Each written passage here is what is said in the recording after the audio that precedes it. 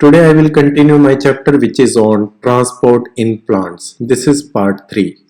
The video on part 1 and part 2. I have provided link of that video in description box of this video. So today we will study how water moves long distance in plant. In that we will study apoplast pathway and symplast pathway and how water move upward direction in plants. So in that we will study root pressure and transpiration pull. So now we will study long distance transportation of water. Diffusion is a slow process and it occur only for short distance. So you can see here water molecule travel only 50 micrometer distance in 2.5 seconds. So if plant height is 400 meter or 500 meter, you can think that how much time they will take for travel or how many years they will take for this travel. So water and minerals and food, they generally move by mass or bulk flow, and bulk flow can be achieved through positive hydrostatic pressure like a garden hose. Garden hose is a tube you use to give water to plant. Okay, so you create hydrostatic pressure in it. And other is negative hydrostatic pressure. It's similar like you are creating suction in a straw. So bulk movement of substance occur through vascular tissue of plant by process translocation. And what vascular tissue these are? These are xylem and phloem. And xylem is associated with translocation of water, mineral, organic nitrogen, hormone from root to aerial parts of plant. So xylem makes travel of these all ingredients or nutrients and mineral from root to aerial part, and phloem translocate organic and inorganic solute from leaves to other part of plant. How do plant absorb water? We all know that water absorbed in plant by roots. So there are millions of root hairs present on root which absorb water and mineral. These root hairs are thin-walled, slender extension of root epidermal cell, and they increase surface area for absorption.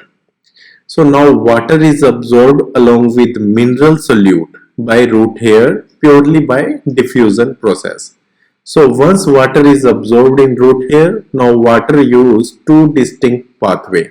One is apoplast pathway and other is symplast pathway for its movement in root cell.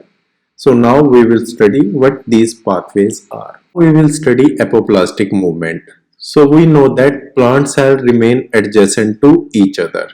So this is cell wall of plant, and inside cell wall this is cell membrane. Inside cell membrane this is cytoplasm, and these cytoplasms are connected with another cell cytoplasm by plasmodesmata, which is the channel which connect two cells cytoplasm. Okay, so when water moves through the cell wall, that movement is called apoplast movement, or that route is called apoplast route. So this movement through apoplastic manner remain up to endodermis. Now in endodermis there is casparian strip which don't allow movement of water through apoplastic movement or through cell wall. So now water will enter in cytoplasm, and from here it will move further through plasmodesmata and reach to xylem.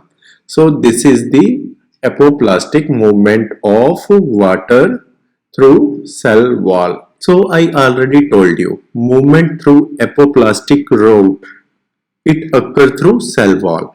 It doesn't involve crossing of water molecule to the cell membrane. And movement is totally depend upon concentration gradient. And apoplast doesn't provide any kind of restriction or barrier to water molecule, and water molecules they move in mass flow in apoplastic route. So what makes water to flow through apoplastic route? So some of the water evaporate in intercellular space and some of the water moves to atmosphere.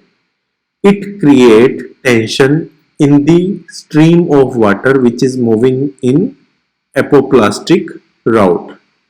So water has adhesive and cohesive property which help movement of water in mass flow through apoplastic route.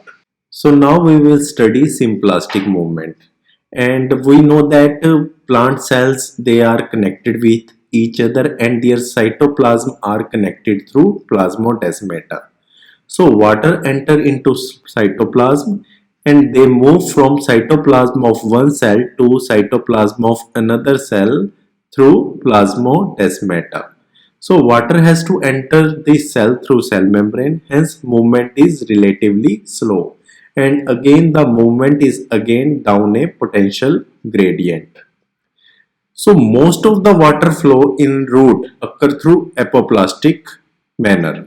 Okay, but this movement of water in apoplastic manner occur up to endodermis because endodermis has a casparian strip which doesn't allow water to move further through apoplastic manner. So now water will enter into cytoplasm, and when it enter in cytoplasm, it move further through symplastic route. From this figure, I will make you further clear how symplastic and apoplastic movement occur.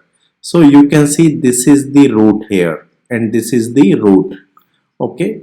So water will enter into apoplastic route into cell wall. So this pink line you can see here, this is showing movement of water in cell wall, and water is moving into cell wall. Some of the water enter into cytoplasm when it cross cell membrane, and now water is further moving and it is moving up to endodermis.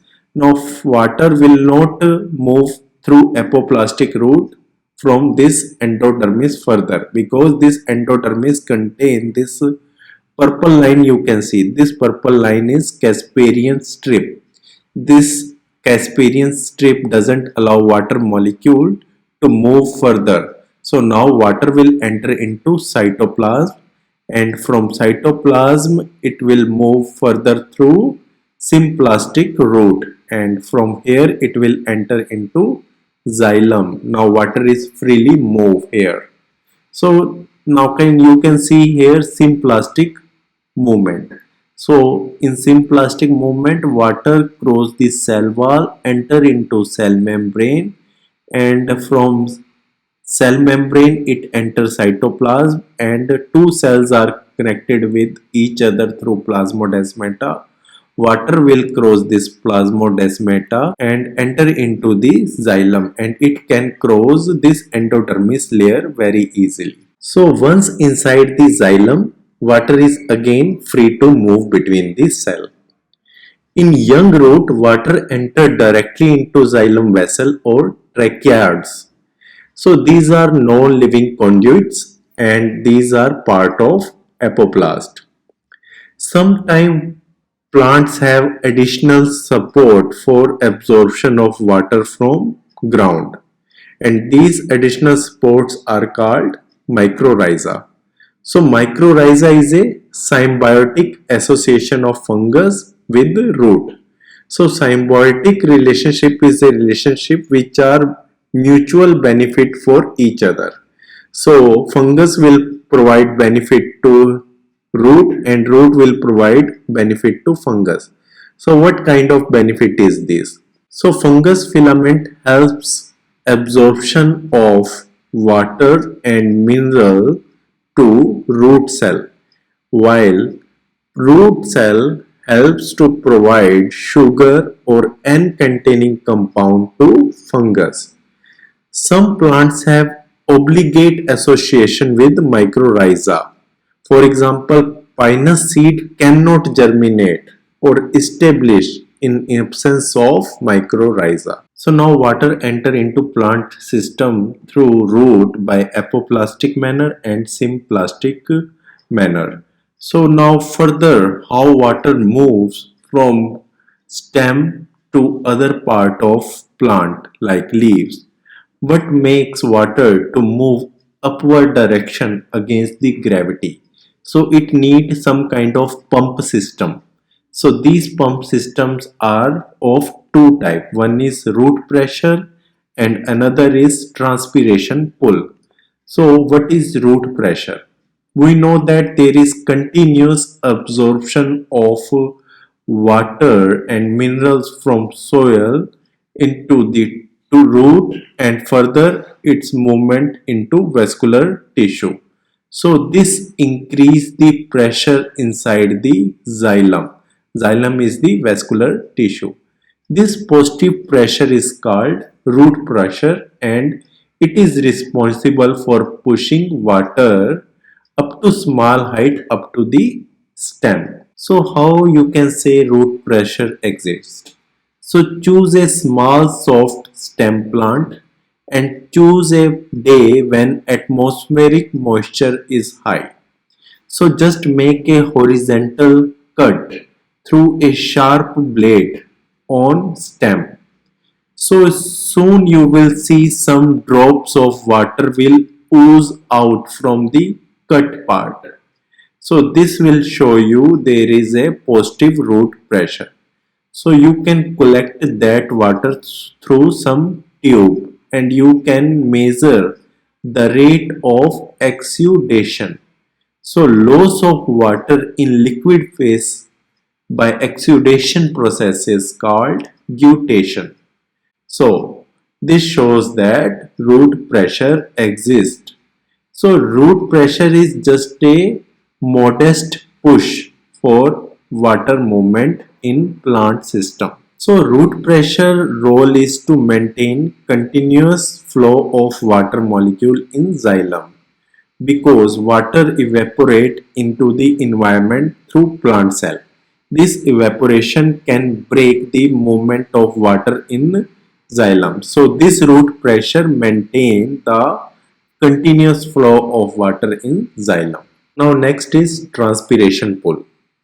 So upward flow of water through xylem in plant can achieve fairly high rate up to 15 meters per hour. So there is a question.